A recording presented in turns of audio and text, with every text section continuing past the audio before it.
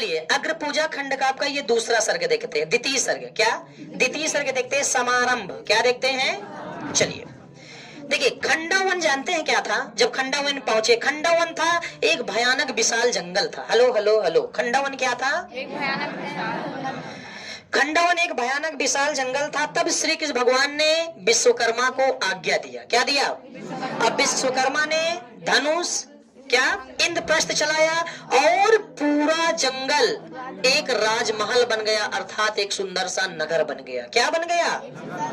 खंडावन पहुंचे। खंडावन एक भयानक विशाल क्या था? जंगल था। जंगल था, वहां जंगल था, लेकिन श्री कृष्ण भगवान ने विश्वकर्मा को आदेश दिया। तब विश्वकर्मा ने इंद्रप्रस्थ चलाया और पूरा खंडावन एक सुंदर सा राजमहल और नगर बन गया। और वहां सारे सुख शांति आ गई, सभी प्रकार की सुख शांति प्राप्त हो गई। वहां नौकर चौकर बंगला, हालांकि तब कार नहीं, तो कार तब थी क्या? थी क्या? तब लोग उड़ के जाते थे कि रथ था, रथ रथ। कार कहाँ थी तब? नहीं समझ में? रथ थी, है ना? लेकिन हाँ बढ़िया था, बिना पेट्रोल के, बिना डीजल के, नो टेंशन। नहीं समझ में आया? तो घास तो हर जगह मिल ही जाती थी भोजन के लिए। अब यहाँ दोपहिया ले जाओ, पता चला पेट्रोल चुक गया, ढनगाओ, बड़ी समस्या होती है। लेकिन उस समय बढ़िया था यार, है ना? उस समय क्या होता था पता है? पेट्रोल डीजल सब कुछ था। एक कोड़ा जिसको बोलते हैं, एक कोड़ा लगाओ गियर लग जाता था, समझ रहे हो ना? तो ये तब कोड़ा गियर होता था, जितना मारो उतना घोड़ा दौड़ता था। और अब यहाँ गियर लगा है, समझ रहे हो ना? ऐसे मारते थे, ऐसे ऐसे करते थे, न पूछो। चलो, आपको पता है घोड़ा ट्रेन से भी तेज दौड़ता है। हाँ, और क्या? लेकिन जब तक एनर्जी रहेगी तभी तक दौड़ेगा, नहीं रहेगी मुंबई पहुंच जाएगा। चलिए आगे देखते हैं। तो जानते हो क्या हुआ? सुनना, तो वो पूरा एक सुंदर सा महल बन गया। आवाज ना आए, आवाज ना आए, आवाज ना आए। एक सुंदर सा क्या बन गया? महल बन गया, सुंदर सा नगर बन गया। अब वहां सारे लोग सुख शांति पूर्वक रहने, वहां सारे लोग सुख शांति पूर्वक रहने लगे। यह देखकर श्री कृष्ण ने कुंती की आज्ञा लेकर, पांडवों से विदाई लेकर वह द्वारिका लौट गए। श्री कृष्ण भगवान ने देख लिया कि सब कुछ तो बढ़िया है, कोई समस्या तो नहीं है। तो श्री कृष्ण भगवान ने कुंती से आदेश लिया, आज्ञा लिया, पांचों पांडवों से आज्ञा लिया। और कहाँ चले आए भैया?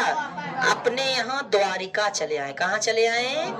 द्वारिका चले आए। शांत रहेंगे, जहाँ नहीं समझ में पूछेंगे। जाते जाते उन्होंने युधिष्ठिर को प्रजाहित में शासन करने की सलाह दी कि हे युधिष्ठिर, आप एक राजा हैं और आपके लिए सारी प्रजा एक समान है। आपके राज्य में जितने भी आपकी प्रजाएं हैं, जितने भी आपके लोग हैं, वो सारे आपके लिए एक समान है। क्योंकि आप इस राज्य के राजा हैं, तो सभी के हित में कार्य करना, किसी के साथ अनहित ना करना, सभी के हित में कार्य करना, सभी के साथ अच्छा कार्य करना, किसी को परेशान करने की जरूरत नहीं है युधिष्ठिर। यदि आपने सोच लिया कि मैं एक राजा हूं, तो आप किसी के हित की बात नहीं कर सकते। आपको एक आम इंसान बन के किसी की मदद और हेल्प करनी चाहिए। हाँ, इंग्लिश वर्ड आ गया, आ जाता है ना, क्या करें? अंग्रेजों का प्रभाव है, साले कमीने तो थे ही अंग्रेज। हुलुलुलिया बोल के साले भारत को लूट ले गए। सोने की चिड़िया भारत को कहते थे, किसी की चिड़िया ही नहीं बची यहाँ। समझ रहे हो? चिड़िया गायब हो गई सब। हाँ, समझ रहे हैं ना? सोने की चिड़िया कहते थे, अब तो हर जगह प्लास्टिक की चिड़िया बिकती है। साले लूट ले गए कमीने अंग्रेज, गधैले। समझ रहे हैं ना? वैसे इनको गाली देने से कोई फायदा भी नहीं है, ये सब समझ ही नहीं पाएंगे। चाहे जितना करिए हो, इनको कोई समझ में नहीं आएगा, चाहे जितना भजन सुनाओ। हाँ, लास्ट में बोल देना गाली देने के बाद, you are very looking good nice, what, thank you thank you thank you. समझ रहे हो ना? लास्ट में क्या? चलिए आगे देखते हैं, 2 लाइन और है। उसके बाद क्या हुआ? उदारता और धर्म के अनुसार राज करने लगे। वे धर्म के अनुसार क्या करने लगे? राज करने लगे। उनके राज में सभी सुखी और शांति से रहते थे और अपने कर्तव्यों का पालन करते थे। मतलब किसी को किसी प्रकार की कोई चिंता नहीं थी। राम राज्य सदृश उनके राज्य की कीर्ति धरती से लेकर देवलोक और पितृलोक तक फैल गई। अर्थात तीनों लोक में जो है किनकी कीर्ति फैल गई, नाम फैल गया, धर्मराज युधिष्ठिर का, क्योंकि वो बहुत ही अच्छे से न्याय करते थे और राज्य करते थे। एक बार मैं बोल रहा हूँ, फिर मैं क्वेश्चन पूछूंगा। ये बताइए, पहले मैं बोल दूं फिर क्वेश्चन पूछूंगा। देखिए द्वितीय खंड में क्या होता है, वे खंडव वन पहुंचे, पांडव, कुंती, श्री कृष्ण भगवान और द्रौपदी खंडव वन पहुंचे। वहां खंडव वन पूरी तरह से घना भयानक जंगल था। श्री कृष्ण ने आदेश दिया विश्वकर्मा को, विश्वकर्मा ने क्या किया भैया, इंद्रप्रस्थ चलाया और पूरा खंडवन एक राजमहल, एक सुंदर सा नगर महल बन गया। सभी लोग सुख शांति पूर्वक रहने लगे, वहां सारी सुख सुविधाएं आ गई। श्री कृष्ण भगवान ने देखा कि यहाँ सब कुछ बढ़िया चल रहा है, ठीक ठाक चल रहा है, यहाँ किसी प्रकार की कोई समस्या। तब श्री कृष्ण भगवान ने कुंती से आज्ञा ली, आदेश लिया और पांडवों से कहा कि अब हमें जाने की अनुमति दीजिए। और श्री कृष्ण भगवान कहाँ लौटे, द्वारिका। कहाँ लौटे, लेकिन लौटते लौटते श्री कृष्ण भगवान ने कहा, हे युधिष्ठिर, आप इस राज्य के राजा है, आपको प्रजा के हितों में ही कार्य करना होगा, उनके खिलाफ नहीं जाना। युधिष्ठिर ने कहा कि मैं आपकी आज्ञा का पालन करूंगा। हालांकि मैंने सुना नहीं है, लेकिन ऐसा बोले होंगे कि मैं आपकी आज्ञा का पालन करूंगा।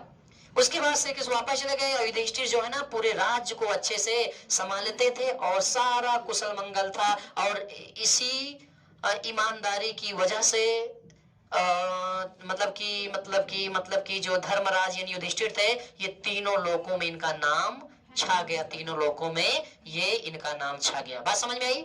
अब जितना पूछूंगा उतना बताना। कौन कौन खंडवन पहुंचे? द्वितीय सर्ग है।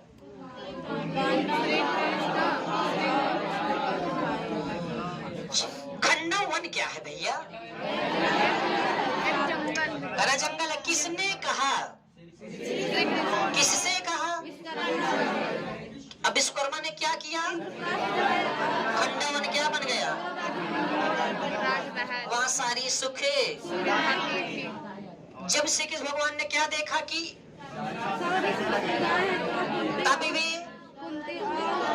द्वारका जाने का निर्णय लिए। कुंती और पांडवों से आदेश लेकर वो द्वारका जाने से पहले उन्होंने किससे कहा, क्या कहा भैया?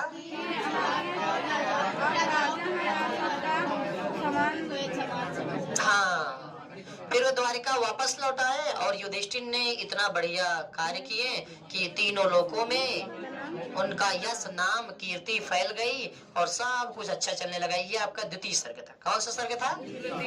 मुझे लगता है कि आपको समझ में आया होगा और आया होगा। प्रथम सर्ग समझ में आया, द्वितीय सर्ग समझ में आया। अब कल चलेंगे तृतीय, फिर चतुर्थ, फिर आराम से समाप्त हो जाएगा। कल मतलब चारों समाप्त कर देंगे, बहुत बड़ा नहीं है। कल चारों समाप्त कर देंगे, जब दोहराएंगे बीच बीच में तो चीजें क्लियर हो जाएंगी। ठीक है ना? कुछ बात समझ में आ रही है कि नहीं आ रही है?